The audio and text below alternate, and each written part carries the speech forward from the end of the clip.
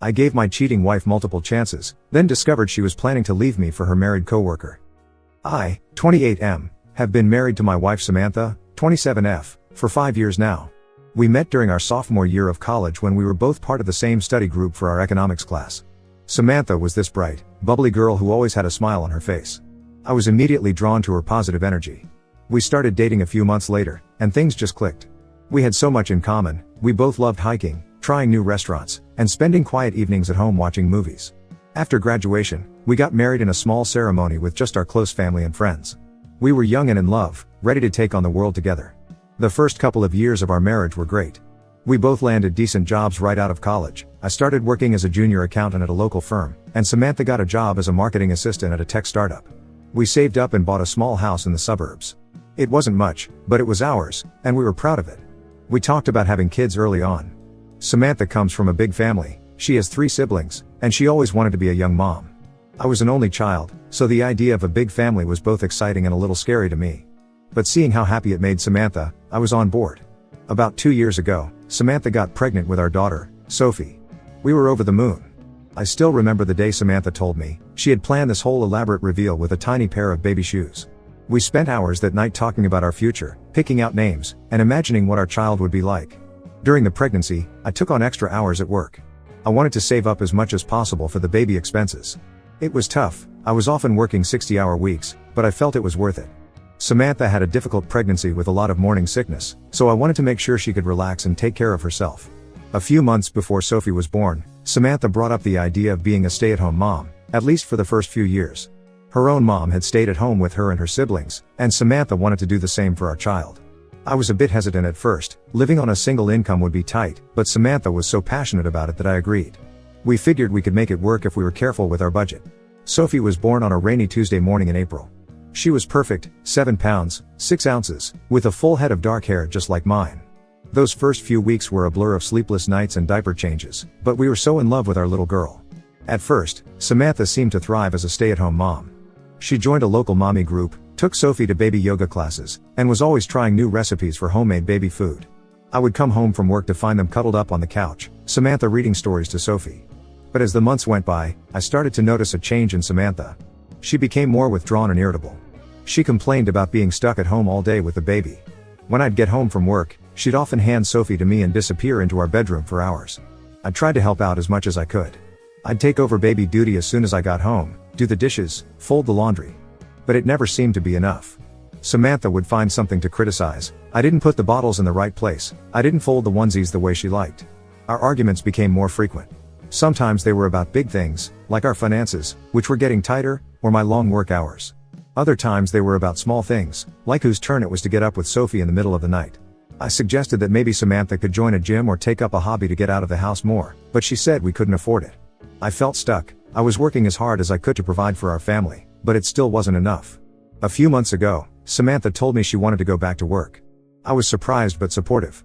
We agreed that she'd look for a part-time job so we could balance childcare and work.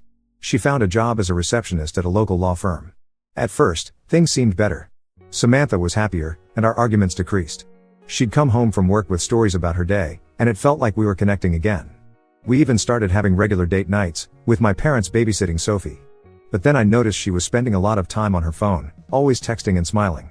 When I asked her about it, she said it was just work stuff. I tried to brush off my concerns. After all, I should be happy that she was enjoying her job, right? Last week, I came home early from work to surprise Samantha. I had picked up flowers and was planning to suggest we go out for dinner. When I walked in, I heard her laughing in the kitchen. I thought maybe she had a friend over, but when I entered, I saw her on a video call with a man I didn't recognize. As soon as she saw me, she quickly ended the call and looked flustered. I asked her who she was talking to, and she said it was just a coworker. But something felt off. I've never been the jealous type, but her reaction made me suspicious. I asked to see her phone, and she refused, saying I was being controlling. We had a huge argument that night. Samantha accused me of not trusting her and said I was suffocating her. She brought up all sorts of old grievances, how I work too much, how I don't appreciate everything she does for our family. I told her that her behavior was making me uncomfortable and that I just wanted honesty. The next day, I decided to do some digging. I know it wasn't right, but I checked our phone bill. I saw numerous calls and texts to a number I didn't recognize, often late at night or when I was at work. Some calls lasted for over an hour. I confronted Samantha again, and this time she broke down. She admitted that she had been talking to a lawyer at her firm named Mark, 32M. She swore it was just friendship, that he was going through a divorce and needed someone to talk to. But I could see the guilt in her eyes. I asked her if she had feelings for him, and she couldn't give me a straight answer. She said she was confused and didn't know what she wanted anymore. She talked about feeling trapped in our marriage, how she felt like she had lost her identity since becoming a mom. I felt like my whole world was crumbling. This was the woman I had planned to spend the rest of my life with, the mother of my child. How had we gotten to this point? I don't know what to do. I love Samantha, and I love our daughter, but I can't shake the feeling that there's more to this friendship than she's letting on. I'm hurt, angry, and confused. I've been staying with my brother for the past few days to clear my head. He's been great, letting me crash on his couch and listening to me vent. Samantha keeps calling and texting, begging me to come home so we can talk. She says she wants to work things out, that she'll end her friendship with Mark. I grew up in a happy, two-parent household, and I always wanted the same for my kids. The thought of Sophie growing up in a broken home breaks my heart. I don't know if I can ever trust Samantha again. Even if nothing physical happened with Mark, she still lied to me and developed an emotional connection with another man. How can I be sure it won't happen again? I'm also worried about the practical aspects of separation. We can barely afford our lifestyle on 2 incomes. How would we manage if we split up? And what about custody of Sophie? I never thought I'd be in this position. When we got married, I was so sure we'd be together forever. Now, I'm not sure of anything anymore. Am I overreacting? Should I give her another chance? Or should I start preparing for the worst? I'm completely lost and could use some advice. Update 1. It's been a roller coaster few weeks since my last post. Thank you all for your advice and support. I've got quite an update for you. After staying at my brother's for a week, I decided to go home and talk to Samantha. My brother thought I was being too forgiving, but I felt I owed it to our marriage and to Sophie to at least try to work things out. When I got home, Samantha was a mess. It was clear she hadn't been sleeping much, and the house was in disarray. Sophie was at my parents' house. Samantha had asked them to take her for a few days while she sorted some things out. We had a long, emotional conversation that lasted well into the night. Samantha swore that nothing physical had happened between her and Mark, but she admitted that they had been flirting and that she had developed feelings for him. She told me about how lonely and overwhelmed she had felt after Sophie was born. She said she felt like she had lost her identity, that she was just Sophie's mom or my wife and not Samantha anymore. The attention from Mark made her feel desired and interesting again. I was hurt but tried to understand. I realized that I had been so focused on providing for our family financially that I had neglected the emotional side of our relationship. We both cried and agreed that we needed to do better. We decided to try couples counseling and work on our communication. Samantha agreed to quit her job at the law firm. She said she couldn't trust herself to be around Mark. I promised to cut back on my work hours so I could be home more. For about a week, things were tense but improving. We started having daily check-ins where we'd talk about our feelings and any issues that came up. We took turns getting up with Sophie at night so we were both getting more sleep. We even started planning a weekend getaway, just the 2 of us. I took some time off work to be home more. We spent time together as a family, taking Sophie to the park and having picnics in our backyard. It felt like we were slowly reconnecting. But then, last Friday, everything blew up again. I was putting Sophie to bed when Samantha's phone kept buzzing with notifications. She was in the shower, and I know I shouldn't have, but I looked at her phone. There were multiple messages from Mark. They were definitely not just friendly. He was talking about how much he missed her, how he couldn't stop thinking about their last meeting. There were references to kisses and touches that made my blood run cold. I confronted Samantha as soon as she got out of the shower. At first, she tried to deny it, saying I was misinterpreting things. But when I told her I'd seen the messages, she broke down. She admitted that she had been meeting Mark in secret for the past 2 weeks. She said it started innocently. She ran into him at a coffee shop and they got to talking. But one thing led to another, and they ended up kissing. Samantha swore it was just kissing, that they hadn't slept together. But at this point, I don't know if I believe her anymore. She's lied to me so many times now, how can I trust anything she says? I was furious. I felt like such a fool. Here I was, trying to save our marriage, while she was sneaking around behind my back. I packed a bag for Sophie and myself and went to my parents' house. My parents were shocked when I told them what had happened. They've always loved Samantha like a daughter, and they couldn't believe she would do this. My mom suggested that maybe Samantha was going through some kind of depression or midlife crisis. My dad was less sympathetic. He said Samantha had made her choices and now she had to live with the consequences. Samantha has been calling and texting nonstop since I left. She's begging for another chance, saying she'll do anything to save our marriage. She says she's realized what a mistake she's made, that Mark means nothing to her and our family is everything. Part of me wants to believe her.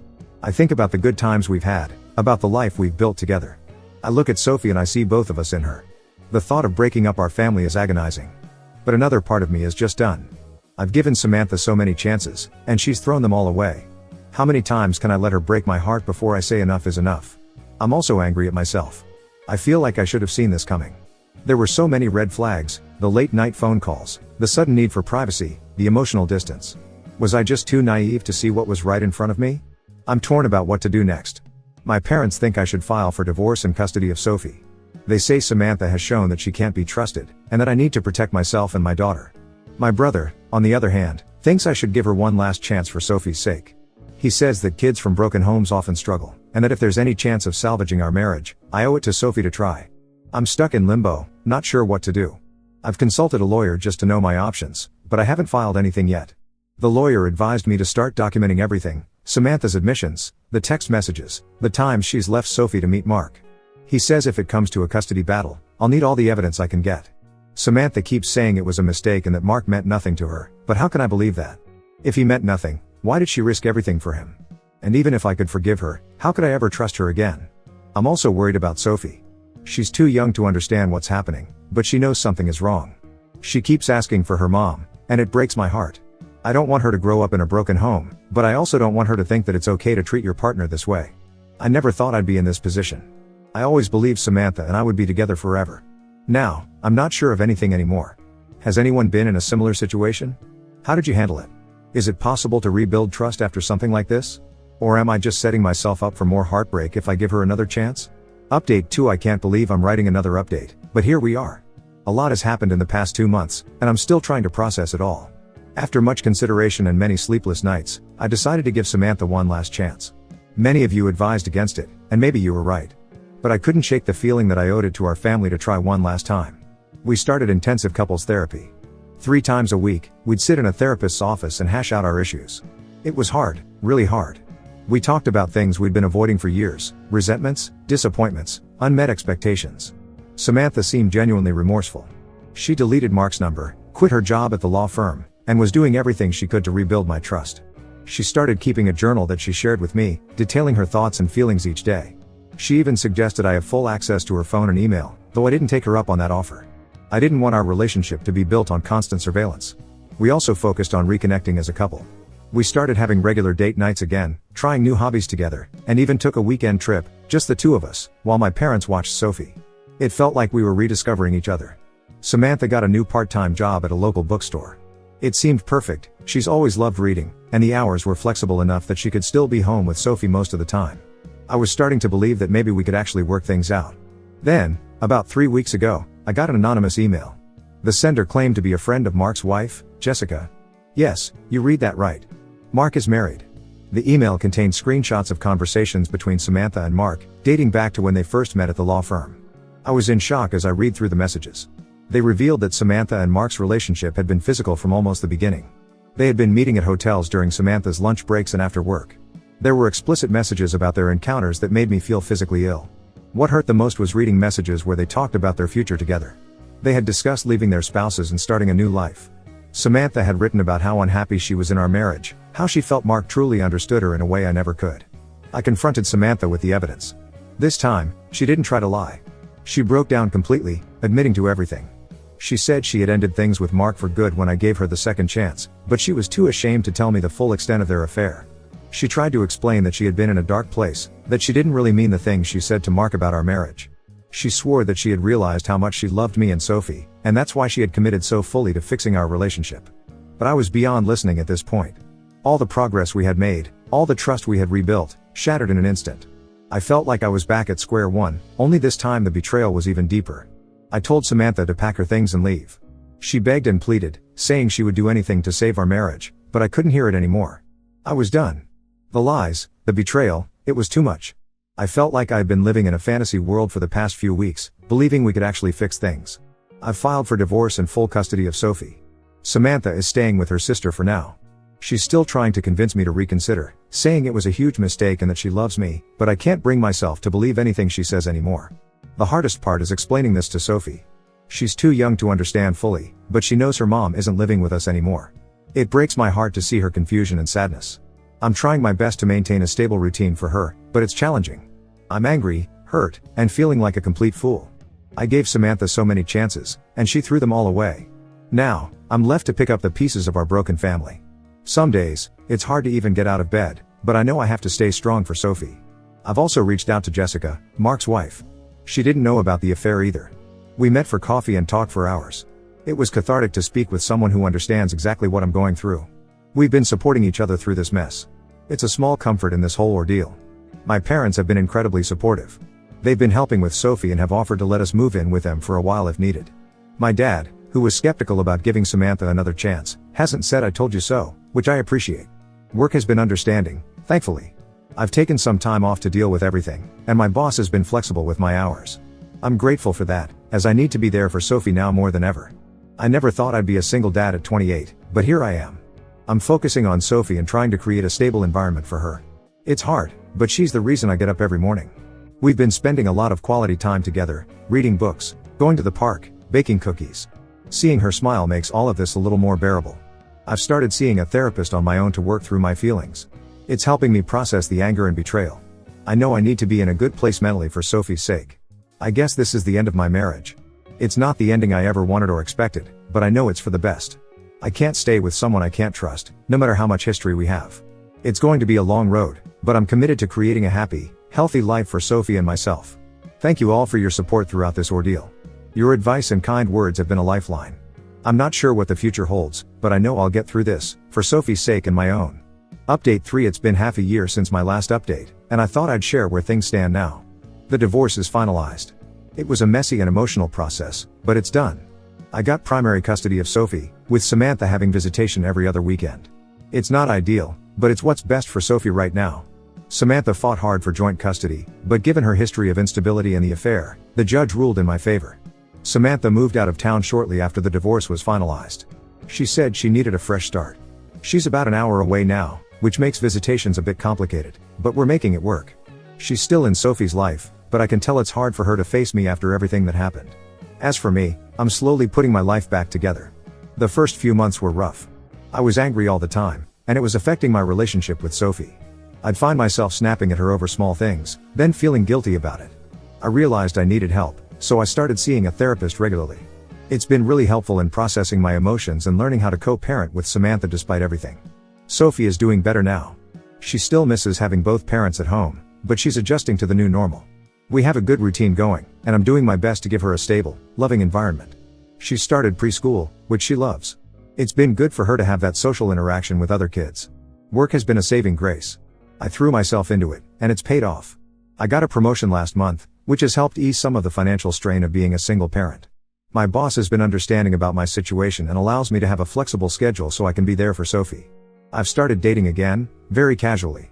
It's weird being back in the dating world after being married for so long, but it's nice to feel that spark of connection again. I've been on a few coffee dates, nothing serious. It's mostly just nice to have adult conversations that don't revolve around work or parenting. I'm taking things slow, though. Sophie comes first, and I'm not ready for anything serious yet. Jessica, Mark's ex-wife, and I have become good friends. We've been a support system for each other throughout this whole ordeal. We meet up for coffee every couple of weeks to chat and check in on each other. There's nothing romantic there, just a deep understanding and respect. It's nice to have someone who truly gets what I've been through. As for Samantha and Mark, last I heard, they're not together. Samantha tried to reconcile with me one last time about 2 months ago, saying she had made the biggest mistake of her life. But I stood firm. Too much had happened, and I couldn't go back.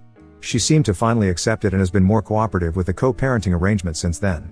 I won't lie, there are still days when I miss the life we had, the family we were supposed to be. Sometimes I look at old photos and wonder how we got here. But then I remember all the lies and betrayal, and I know I made the right decision. Looking back, I can see now that our marriage had problems long before Mark came into the picture. We both made mistakes. I worked too much and didn't prioritize our relationship. Samantha struggled with the transition to motherhood and didn't communicate her needs effectively. But Samantha's choices destroyed any chance of reconciliation. I'm focusing on being the best dad I can be to Sophie. She's my world, and seeing her smile makes all the pain worth it. We have our little traditions now, Saturday morning pancakes, Sunday afternoon trips to the park. I'm also learning to be happy on my own, to rediscover who I am outside of being a husband. It's not the life I planned, but I'm making the best of it. To anyone going through something similar, hang in there. It does get better. It's a slow process, but you'll find happiness again.